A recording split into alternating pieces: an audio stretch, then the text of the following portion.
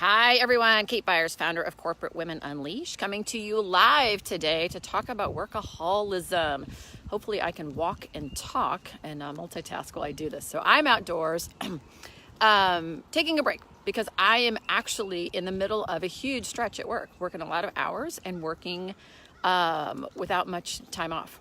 What, Kate, you must be a workaholic, you must be suffering. Not at all, because my needs are getting met. But before we get into solutions, let's talk about what workaholism is. If you're someone who finds that work always comes first, and how do I juggle it all, right? But it's more, oh my God, I just told my husband again I was gonna be home early and I overstayed and now I'm late.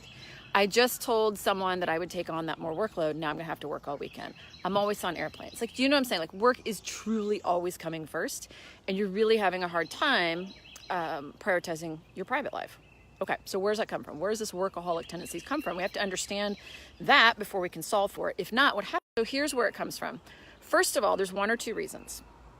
Okay, one is work feels good, right? It's great. You're creating, you're solving. I mean, very, very highly successful women, we are driven, are we not? And it feels good. So if something feels good, do you want to stop doing it?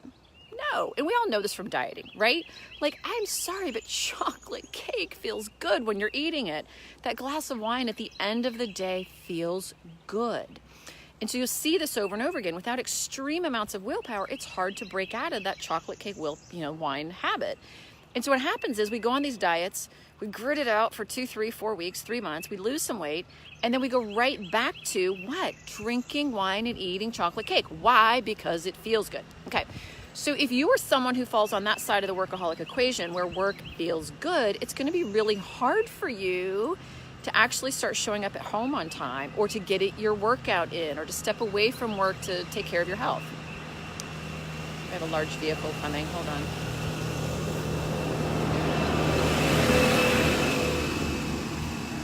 All right, sorry about that. I just didn't know if you guys could hear me with the noise in the background.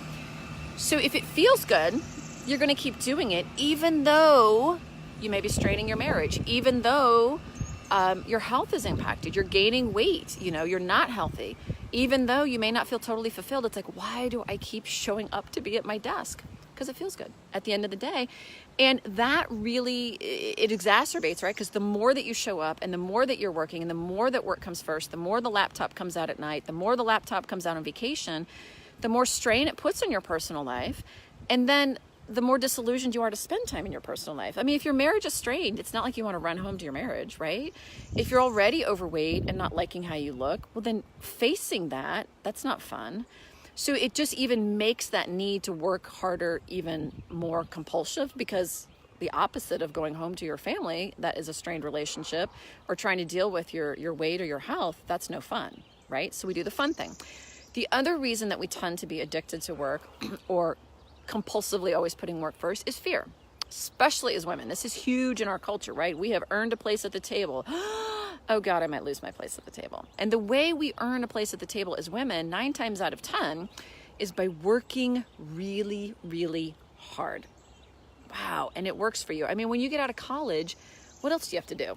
I mean, right? You live in an apartment, most likely, or you live at home, and you work. You may work out and you go have fun with your friends. There's like 3 things in your life to do. Like, it's just like, that's all you do. And so we get into this habit of the harder we work, the better, the faster we're promoted, the more recognition. And oh my God, it just fills us up. Oh my God, this is great. But now you're in your 40s or your late 30s or your early 50s, whatever, and you're still working really hard because there's fear. And even though you're not showing up for your marriage, you're not showing up to take care of your health, you're not showing up to be personally fulfilled, that fear drives us, because that fear at the end of the day keeps us creating coping mechanisms and rationalizations. We see it all the time. When we get on the phone with women, we will hear them describe this issue that they're having, this deep strife in their life, the compromise they're making in their life. But at the end of the day, they still have to make a decision to step through and do something about it and fix it. And that's when a lot of times the rationalizations come in, and they play small because of fear. So fear doesn't always come up in us as fear, like, oh my God, I'm afraid. It comes up as a rationalization, an excuse. We have a glimmer of change, and then we quickly, that could never happen. That's how fear shows up. Fear does not show up as fear, like, I'm scared. We're not thinking that. We're not thinking, oh, I'm scared I'm going to lose my place at the table. That's not what's going on in your head. It's, oh yeah, I better get that done because Bob's expecting it. Oh yeah, leadership team just asked this. It's pretty important. Yeah, at this point, I've got to get that done. Like, it's a rationalization coping mechanism of fear. Does that make sense? Okay. So whether you fall on either side of this workaholism equation, whether your work is just so fascinating and exhilarating and you love the thrill of the chase, or whether you're rationalizing, I have to be in the office, this is important, you know, and you're putting your private life on hold. Either way, the suffering is still there. The sacrifice is there. You're living a compromised life. And instead of thriving, you're starting to work slower and slower and slower and slower. Hi, Honor is watching. Hey, Honor, how are you? Good to see you. It's been a while. So that's really what's happening on either side. So now what do we need to do about it? Well, how do you cure sustainably the need for chocolate cake? How do you cure sustainably the need for drinking wine every night? Well, the first thing you have to do is make the thing you want fun and fulfilling. So if what you really want is to have a more thriving private life, then that has to feel fulfilling for you. That has to feel amazing. And that's the problem so many women have, is like, well, this is drudgery. I got, you know, whatever, kids that are not drudgery, but, you know, it's just like, it's the same old same. I've got kids at home that have to be shuttled around to sports. We've got laundry and housework. We've got, you know, whatever, coping with the school schedules and all that stuff. And that's just not fun, right? So those habits have to change, and those beliefs have to change in order to get anything sustainable. Okay. And I did not realize this for so long, because I was on the side of workaholism where I was really living in fear, but I had so many rationalizations why that wasn't it. If you had asked me, I would have been, oh, absolutely not, because we come across as very confident. We're confident in who we are, but we don't understand that working differently and having a more fulfilling personal life is okay, and that we can still be, in fact, even more valued in the workplace, okay, because of all these rationalizations. So the first thing is you have to know how to meet your needs to create fulfillment. And that's a big problem for women, because A, we don't know we have needs. B, we don't give any merit to those needs. You know, our needs are at the bottom of the pile. And C, a lot of times we choose the wrong need to get met. And you guys have heard me talk about this before, right? So for example, if you're not aware of your needs and what you're needing, you might go spend time with your family because you think you're supposed to, but what you really needed was some time alone. Or you might go spend some time alone. You spend the whole day at the day spa and you feel like crud because you really just wanted to be with your kids. And now you're like, oh, I feel guilty no matter what I do. So I might as well go back to work, right? So you've got to know which need is calling your name, and then you've got to meet it. Oh, it's starting to rain on me. And I'm going to miss my walk. Meet it with a really effective strategy. Okay. So for example, I don't know, my need for time alone, maybe the most effective strategy isn't going to the spa because it's going to take, right? That's not an effective strategy if it takes 4 hours away from my family, and that makes me feel bad if I'm working a lot like I am right now. So a more effective need for me to get autonomy might be just, I don't know, shut myself in the bathroom and reading a book for 20 minutes. I still get the need met. It's not about time. So if you don't know what the need is and you don't know how to meet it effectively, then what happens is you just pull yourself further off balance, and then you might as well go back to work because it's the one place where you know you can succeed, right? Does that make sense? So that's really what it comes down to. So when you talk about workaholism, what we see over and over again with women is that you don't know how to get your needs met. You don't know how to live fulfilled. So, you know, I'll be the first one to admit, even though I'm out here today to go for a run, apparently in the rain, is that if you don't make these things interesting and fun and fulfillment, if you're not getting that in your private life, there's no way to break out of these habits. You might as well keep doing the one thing that you know you can do well, right? So for example, if health is your thing that you need to work on right now, and you're not seeing success or health gains, or it's hard, or it's taking willpower, you have to drag yourself to the gym and drag yourself to eat healthy, you're just going to fall off of it. And it's just easier to go back to work. And that's why everything we do, you know, as a you know, behavioral science company, what we do is we're getting to those root issues, and that's where you get the sustainable change. Now, what can you do about it, right? It's like, could you go see a therapist? Some of our clients have, sure, but what a therapist is going to teach you to do is to want to work less. Why do you have to work? Why do you have to be so successful? You've already reached the top. Why is this so important to you? Because it is. It's in my DNA. And so that's not the solution, because what happens is, yes, you can learn psychologically to let go of the desire to work, the desire to be driven, but now you're just devoid of desire. Well, that's no fun. right? Now you're just going, wow, I could have, would have, man, someday I might have been.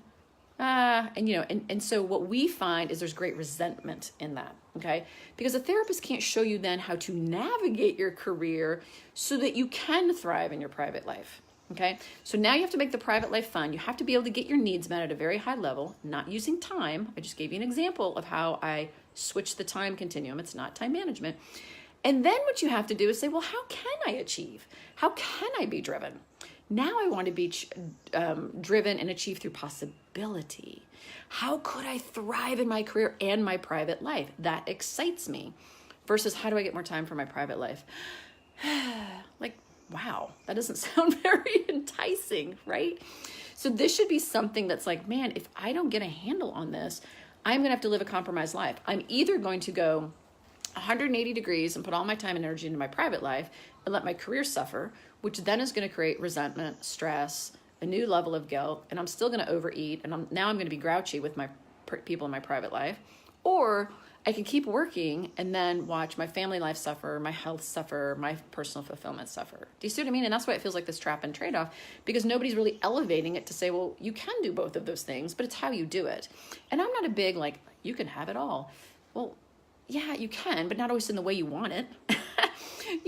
You have to understand how to get that, because having it all to women, what that means to us is we just need to be everywhere all the time, doing a million things, multitasking, and that's not it. That's super stressful. So ultimately, guys, just to wrap up, the key to curing the workaholism is understanding which side of the equation that you're falling on. Is it work feels so great, so therefore I'd rather be here than in my personal life? Or is it I have such great fear through coping mechanisms and rationalizations that I have to be working versus participating in my private life?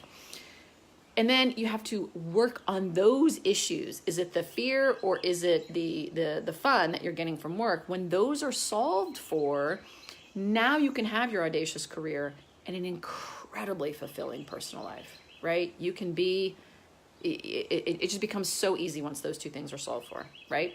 But that's shifting beliefs, that's shifting patterns of behavior. That's where you get sustainable change. And it's no difference than a diet. Again, you can go to a nutritionist and a trainer all day long, but if they don't help you shift your beliefs about diet and exercise, then it is just a willpower drain. It's just you just day in, day out having to suck it up and force yourself to behave in a way that doesn't seem natural to you. When it seems natural to you, you just do it. And it's awesome, right? Okay, so that's the end of this broadcast. I'm so excited to bring that for you. I am going to try to get a short run in before my next meeting, I guess, in the rain. It's been great speaking with all of you.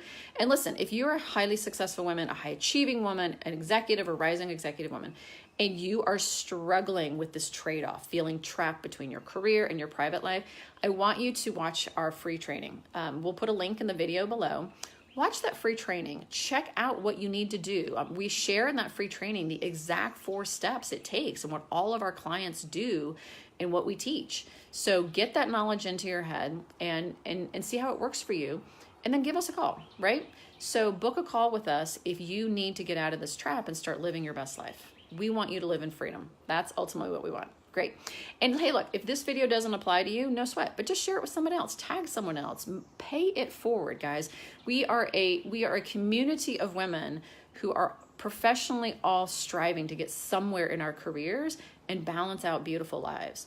And while this may not apply to you, it may apply to someone else. So pay it forward, and we love you for it, and I'll see you next time.